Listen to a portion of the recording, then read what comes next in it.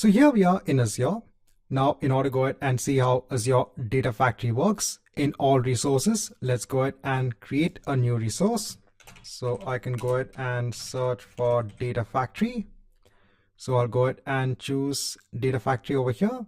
Let me go ahead and hit on create. So over here, let me go ahead and choose my resource group. I can leave the region as it is. I can just go ahead and give a name for the Data Factory. I don't need any Git configuration at the moment. I'll go on to identities. So there's nothing over here. Go on to encryption, go on to networking, leave everything as it is. Let me go on to review and create. And let's go ahead and create an instance of Azure Data Factory.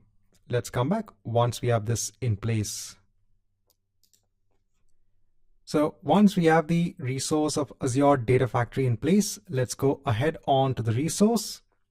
Now over here, let's go on to author and monitor. And here is where you can actually go ahead and start creating a Azure Data Factory pipelines. Now we are going to go ahead and create a very simple pipeline to go ahead and copy data from a source onto a destination. So we're going to go ahead and use the copy data activity over here. You can also go ahead and start from scratch and create a pipeline over here. Now, in order to go ahead and copy data from the source onto the destination, so over here in SQL Server Management Studio, so I'm showing you that I already have an existing Azure SQL database in place.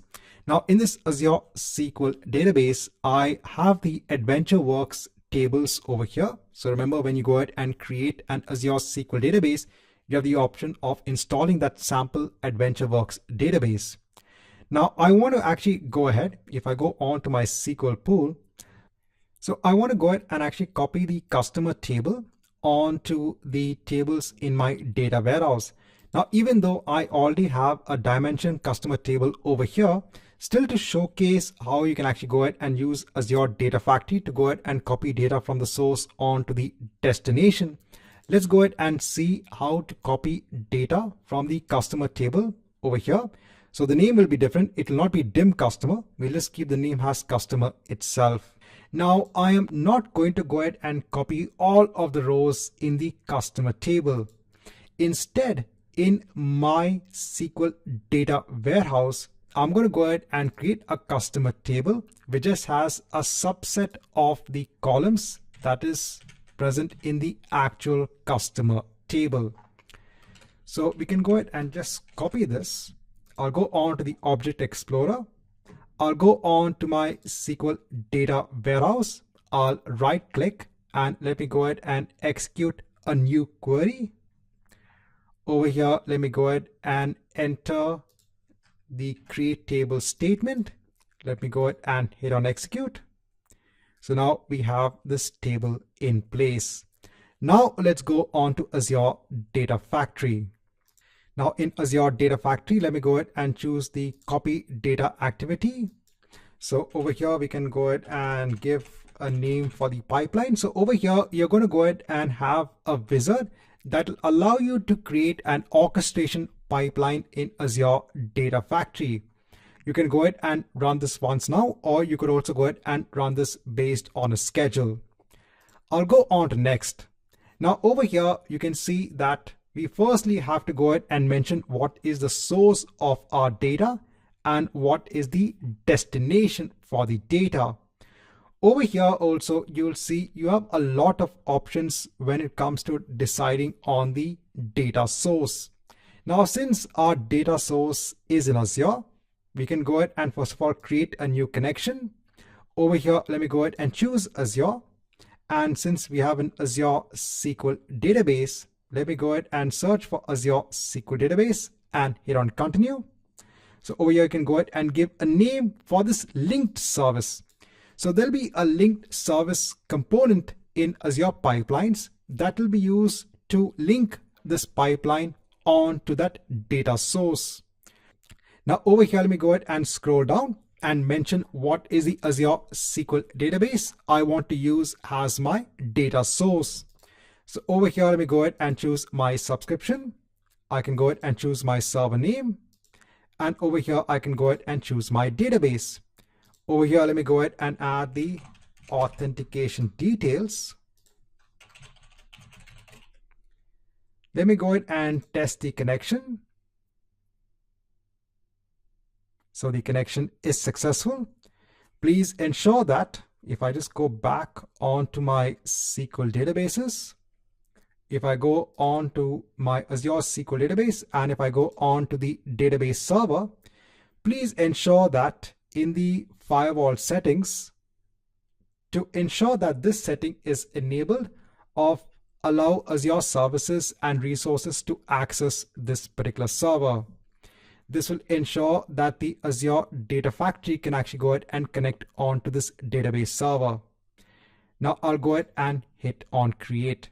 So now Azure pipelines or Azure Data Factory in this pipeline is creating now a linked service onto this Azure SQL database. I'll go on to next. Now over here, we can go ahead and choose our data set. So I want to go ahead and remove a copy data from the customer table. So let me go ahead and choose that. Over here, you can see a preview of the data. Let me go on to next. So over here, let me go ahead and leave everything as it is. Let me go on to next. And now we have to go ahead and specify the connection for our destination. Again, let me go ahead and create a new connection. And now over here, let me go ahead and choose Azure Synapse. So I'll go ahead and choose Azure Synapse Analytics. Hit on continue. Over here, again, let me go ahead and choose my subscription. Choose my server name. Go ahead and choose my SQL data warehouse. Again, give the connection details. You can again go ahead and test the connection, which should pass because both my SQL database and my SQL data warehouse are on the same database server. Let me go ahead and now hit on create. Right, let me go on to next. Now over here, we need to go ahead and mention what is our destination table.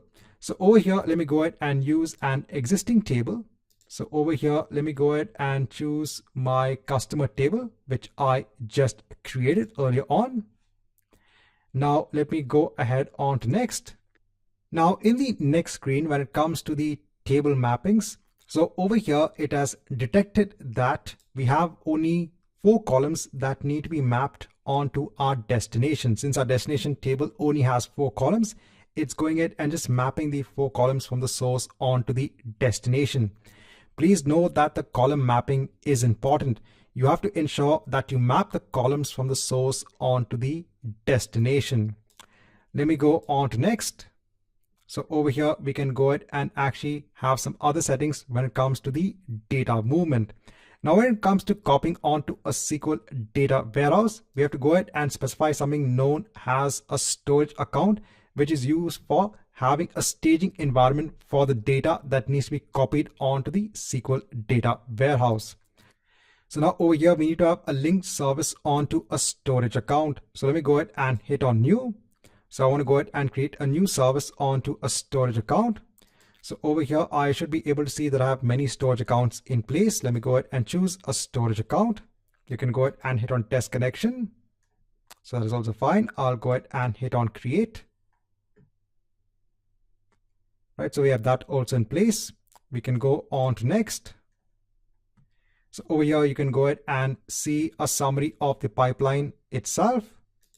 Now, if I just go on to SQL Server Management Studio, if I just do select star from customer.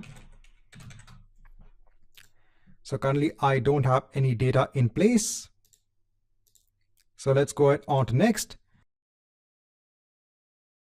So this will now go ahead and start creating the pipelines, and it'll go ahead and run the pipeline itself. We can go ahead and hit on the monitor section to go ahead and monitor the status of the pipeline. Now, if you click on the refresh button after duration of, let's say, just half a minute, since I don't have much data in the table, you can see it is succeeded. So if I go ahead and now let's execute the statement again. And now you can see all the data over here.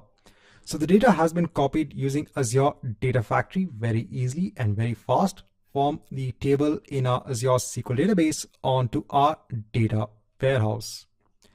Right, so this marks the end of this chapter wherein we have looked at the Azure Data Factory service.